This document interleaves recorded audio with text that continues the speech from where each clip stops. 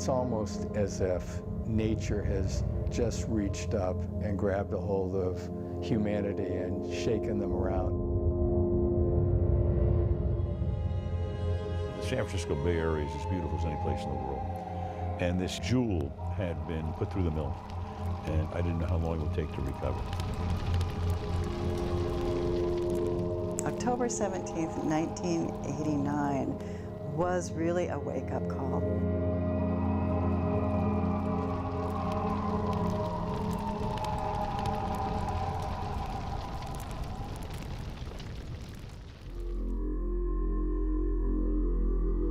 We live in earthquake country, on the Ring of Fire, a red zone of seismic activity that circles the Pacific Ocean.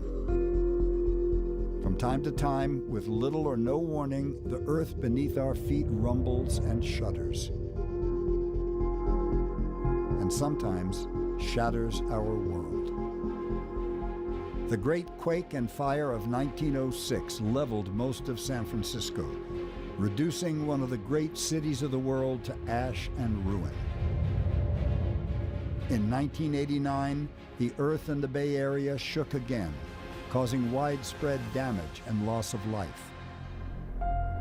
What became known as the Loma Prieta earthquake collapsed homes and started fires. It brought down a section of the Bay Bridge, crippled downtown Santa Cruz, and crushed the Cypress Freeway in Oakland. We can't predict when the next major quake will strike the Bay Area, but that upheaval 30 years ago shows us what to expect and how we might survive.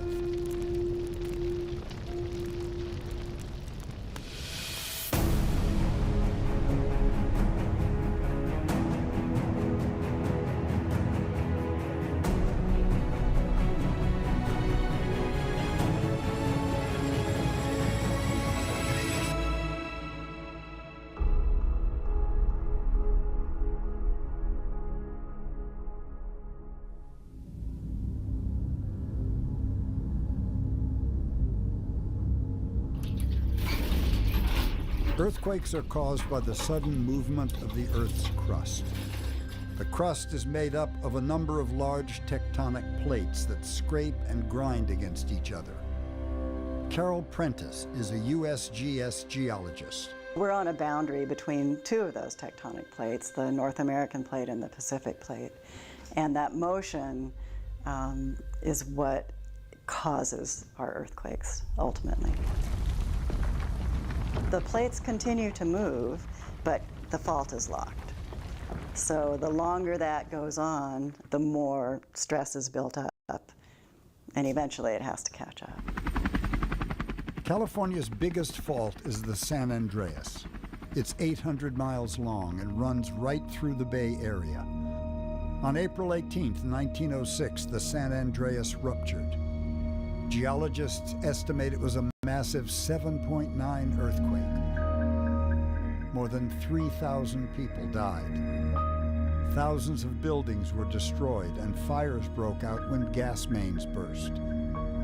80% of San Francisco was gone. The 1906 earthquake ruptured a very long stretch of the San Andreas Fault. Over 270 miles of the fault broke, and the fault actually broke to the surface. So scientists of the day went out and photographed it. They could follow the surface rupture and map it out. 83 years later, a section of the San Andreas Fault ruptured again. 911. There's a hell of an earthquake, and we've got windows and everything that's falling out. It was October 17th, 1989. A 6.9 magnitude earthquake killed 63 people and injured more than 3,000. The epicenter was in the Santa Cruz Mountains on a hilltop called Loma Prieta. The damage extended all the way to Marin County. Loma Prieta is quite different. It's definitely occurred on a fault that's part of the San Andreas system, but it was a blind earthquake, which means that it didn't actually break all the way to the surface. And because of that, there's a certain amount of uncertainty about exactly which fault broke.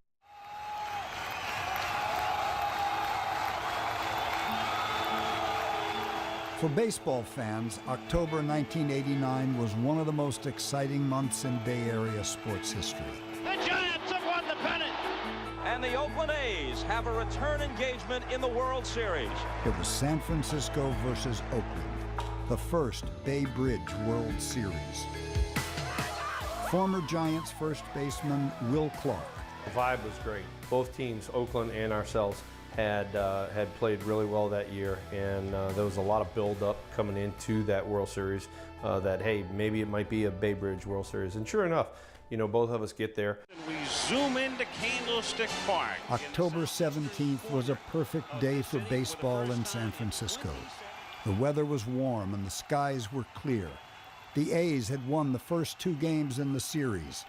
Sportscasters Tim McCarver and Al Michaels were on the air at 5 p.m. for Game 3. Well, you don't often think of key 4 minutes later, everything changed. I'll tell you what, we're having an earth.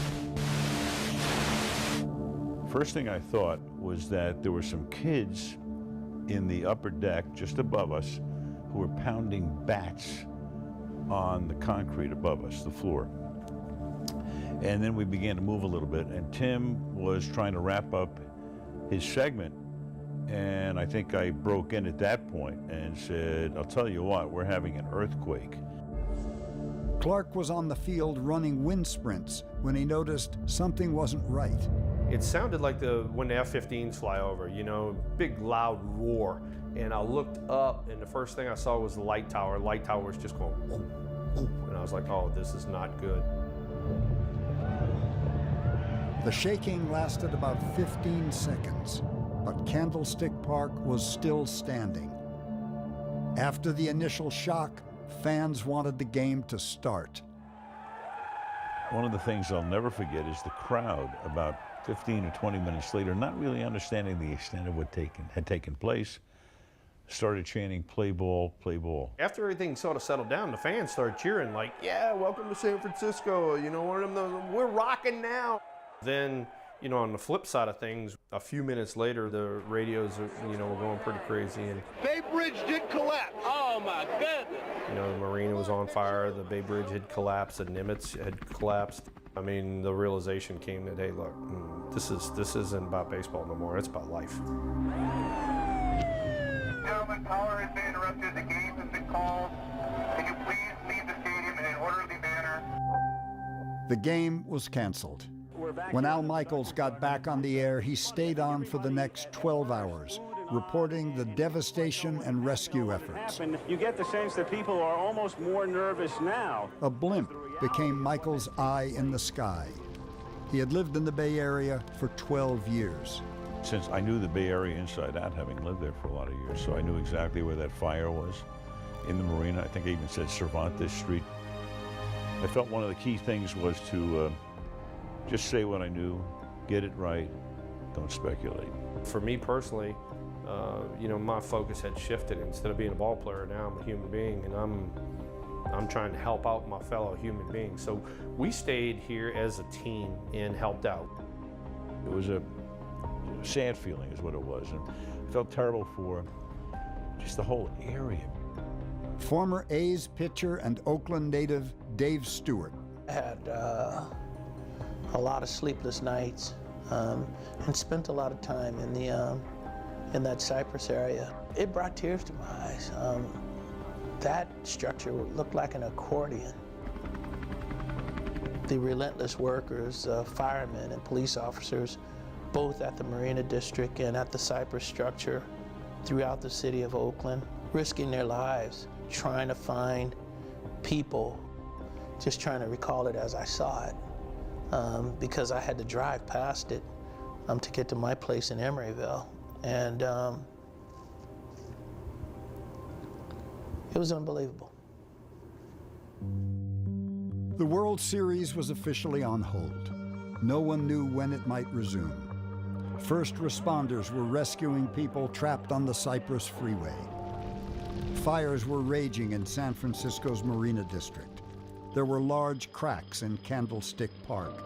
And with strong aftershocks continuing for days, no one knew if Candlestick would be strong enough to handle 62,000 fans. Baseball Commissioner Fay Vincent wanted to play ball, but former San Francisco Mayor Art Agnos had other priorities. He looks at me and he said, well, he said, I'd hate to be the first mayor in American history to be the one who caused the termination of the World Series before it was finished. And I said, well, I'm not going to be the first mayor in American history that starts the World Series while we're still looking for victims in the rubble of this earthquake. So then he said to me, he says, well, then maybe we'll have to move it to San Diego to finish the rest of the World Series.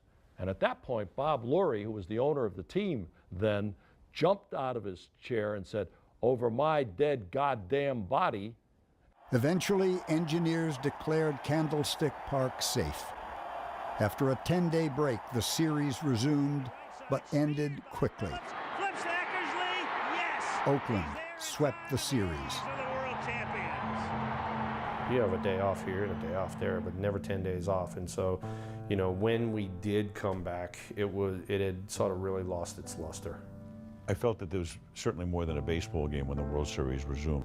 I felt it was important to come on the air and just lend a certain perspective to what was taking place, because this was something that had never happened to that degree, and you know, hasn't happened since and might never again.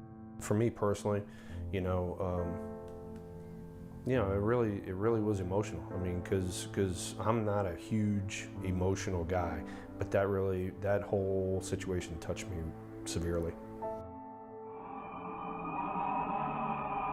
As baseball fans left Candlestick Park on October 17th, a disaster was unfolding across the bay, and one young firefighter's afternoon drive turned into a near-death experience. She was in that car, and there was a Gardner guy, little Toyota pickup or whatever, and then wham, it was lights out.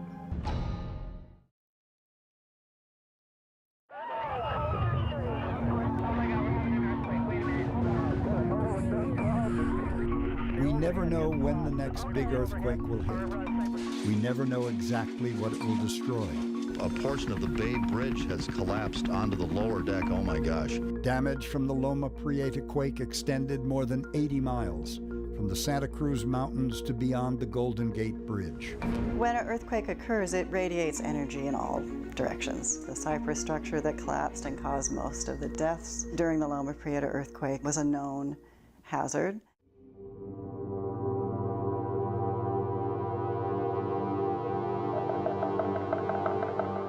October 17th in the Bay Area was great weather. It was flat, still, calm, no wind. In 1989, Tim Peterson was 24 years old and working for the Treasure Island Fire Department. On October 17th, Peterson was driving on Interstate 880. He was rushing to get back to the firehouse in time for the start of the baseball game. For some reason, I am flying. I'm doing 70 miles an hour on areas that should be parking lots, you know, regular Tuesday at 5 o'clock. And I'm looking over and I remember seeing a woman in a brand new BMW. She was in that car, and there was a Gardner guy, little Toyota pickup or whatever, and then wham, it was lights out. Everything went black. A little bit of a shake before for about 2-3 seconds, and then boom. A huge explosion. And that was the top deck of the freeway dropping down on us, and killed her, killed him. Central emergency. Cypress section of the West Grand Freeway has come down. The cypress structure has collapsed. Peterson found himself trapped inside his crushed pickup truck. And it was just down to like 24, 22 inches. Smashed completely down. In the very beginning, tons of screaming. The screaming went on for probably a half an hour. The other thing was the horns were blaring so loud, all their horns blared until the batteries died. When rescue crews finally arrived, they were stunned. More than a mile of the upper deck of the Cypress Freeway had collapsed. 42 people died. Dozens more were trapped. There were true heroes that day, firefighters from the city of Oakland that crawled down a tunnel, and this thing's still shaking, and it could fall again. Peterson's legs were pinned under the steering wheel. Both his ankles were broken, so was his shoulder and all the ribs on his left side. But he was conscious. If you were claustrophobic, you would have probably ended up killing yourself. I was getting ready to just see what it's like to die. You know, I mean, it's going to be over real soon, and I was waiting, and it never happened. It never happened because Oakland firefighter Andy Papp arrived with his team. He basically said to me, "Hey man, I'm not leaving till you get out of here." Papp got him out in 6 hours.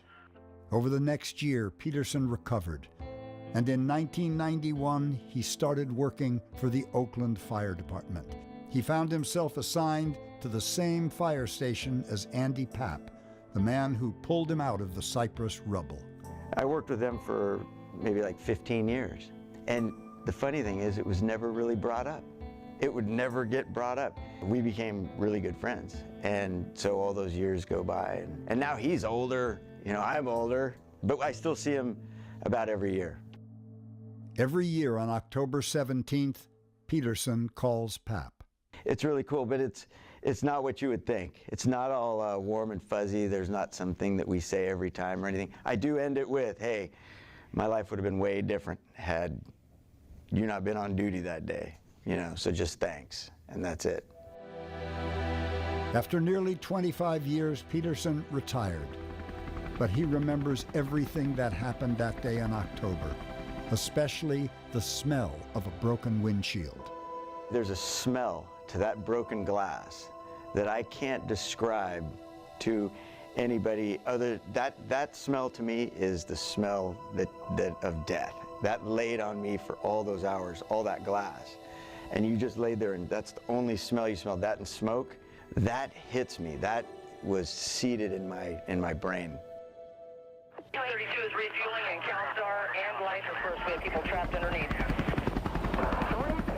As firefighters struggled to rescue people, paramedics and doctors began to arrive.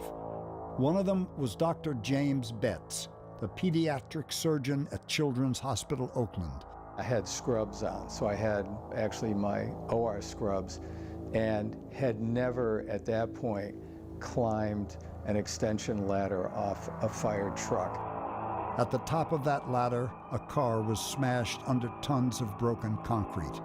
Firefighters had already rescued a little girl from the car. 2 women were dead inside. A 6-year-old boy was still alive.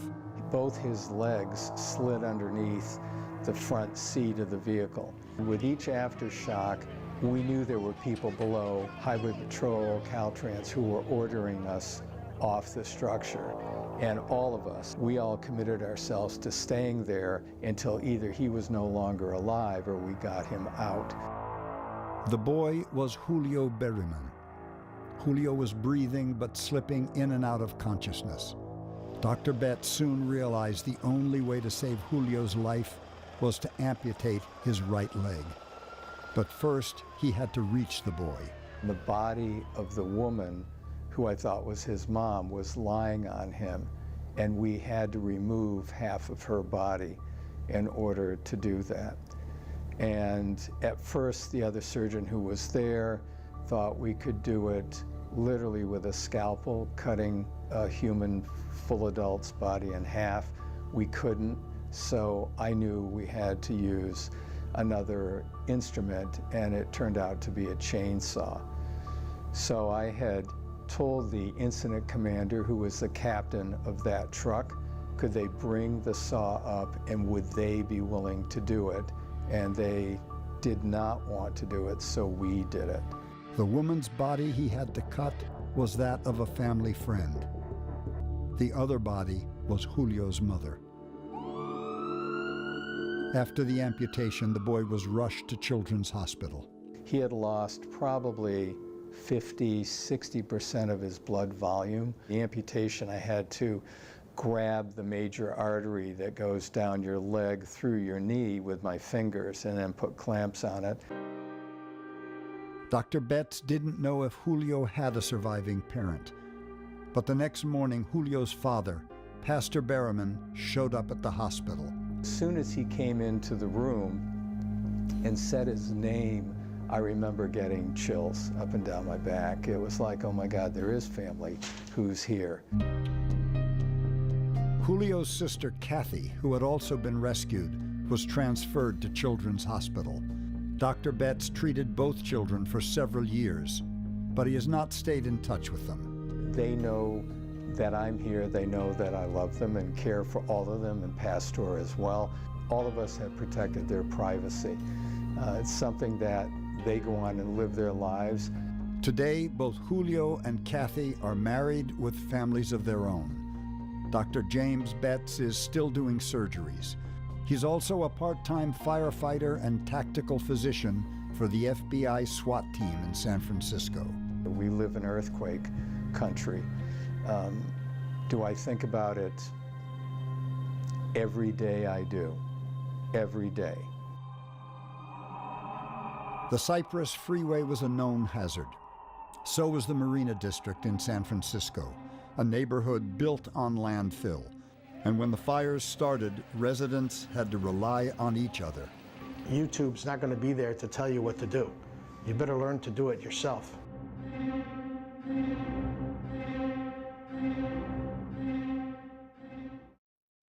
The personal license plate Tim Peterson keeps on his truck, a reminder of his survival story on NBCBayArea.com/revelations.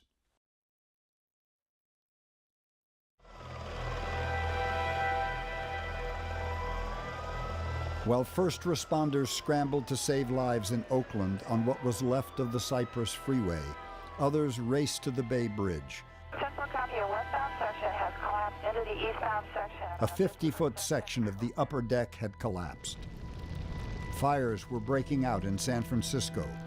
Mayor Art Agnos and former police chief Frank Jordan were rushed to a command center near City Hall. I was handed this 6-inch loose leaf binder and said, here's the disaster plan. Well, it's kind of like walking onto an airplane and seeing the pilot walking with a manual saying how to fly. I really had no time or capacity to deal with that, so I just went with my instincts. Within a half an hour of that earthquake happening, myself and the Mayor Art Agnos were up in a helicopter taking a look at some of the damage. And the first place we went was around the Embarcadero Freeway. So our first order was to get everybody off of that freeway and nobody else on. It's the first time I was scared because there was a complete blackout and fires all over the city. And of course the major one was in the marina.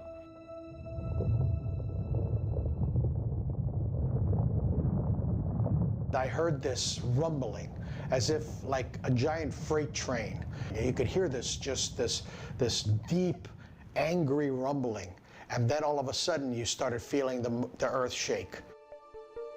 Dr. Stephen Brattisani has lived in San Francisco his whole life. He was working at his dental office in the marina when the earthquake struck. When I went outside, as this thing was happening, you could actually see the wave that was coming from the south going north, and it made every car jump in the air. It was like a carpet that you kind of go like this, and it kind of waves. That's what it looked like. I mean, I've never seen concrete and asphalt do that before. It was mayhem. It was mayhem. The buildings were in the street. All the corner buildings were literally from 4 stories to 1 story. Dr. Brattisani drove to his mother's house to make sure she was okay. Then he and his neighbors started searching damaged homes. We heard screaming in the building, and there was a couple of young gals. One girl, I think, broke her hip, and we got her out of the building. One girl climbed out on her own. That was her friend. The other girl, we had to put a stretcher in. We found an old guy that a refrigerator had fallen on him, and the building was literally at a 45-degree angle. 4 people died in the marina, including a baby.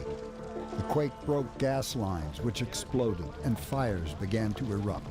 When the marina fire happened, particularly one where a huge big apartment building was ablaze and the fire hydrants were not working, this was 2 blocks from the bay. The Phoenix fireboat then appeared. The Phoenix pumped seawater from the bay through a portable hydrant. And all of a sudden, the fire captain said, "Let's bring the hoses." It was amazing to see people that are normal people running with hoses all the way down to the Marina Greens.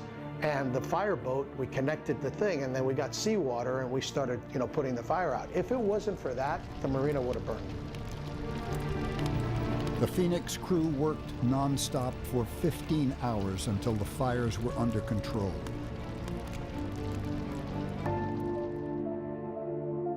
Residents were anxious to retrieve what they could from their damaged homes. One of them was baseball legend Joe DiMaggio. I said, "Mr. DiMaggio," I said, "do you live here?" And he says, "Yeah, I live over there, and I'm trying to get into my place." And so I said, "Well, come on to the head of the line and let me get you taken care of." He says, "Oh, no, I don't want any special favors." He said, "I want to be treated like everybody else." The Marina District was originally built on sand, mud, and debris from the 1906 earthquake. During Loma Prieta, that soft ground shook like jello. There's a lot of mud and sand and clay. And so there are areas of the marina that are floating. As you would walk to try to evacuate people, the sewers had sand coming out of them. Dr. Bratisani, his neighbors, and first responders searched buildings for the next 4 to 5 days. After the earthquake and its deadly aftermath, residents in the marina wanted to be better prepared. They formed a Neighborhood Emergency Response Team, or NERT. The program still exists today. NERT has trained more than 30,000 people. Dr. Bratisani is a big advocate. I think they should teach this in schools, to be honest with you. A lot of these kids today, they're missing the extra common sense of survival because they base everything on their phones. After that phone dies, I don't know what you're going to do with it. In 1989, a fireboat, firefighters, and hundreds of volunteers saved San Francisco's Marina District. There's nobody that didn't pitch in. It was the best source of community. It makes me kind of want to cry a little bit because I wish people were like that all the time. The people who rallied rolled up their sleeves and said, "My neighbors are in trouble, they need help. I'm in bad shape too, but they're in worse shape, so I'm going to do what I can to help them." We were made of the right stuff. There was no looting, there was no crime. It was people going out into the streets and helping each other in a fashion we haven't seen in a lot of other American cities like we saw in San Francisco. Communities all over the Bay Area were coping with aftershocks. Close to the epicenter, much of downtown Santa Cruz was in ruins. Businesses didn't know how they would survive.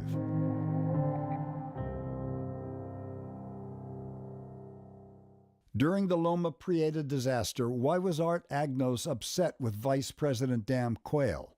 And why were people sending the former mayor potatoes? Find out on NBCBayArea.com/revelations.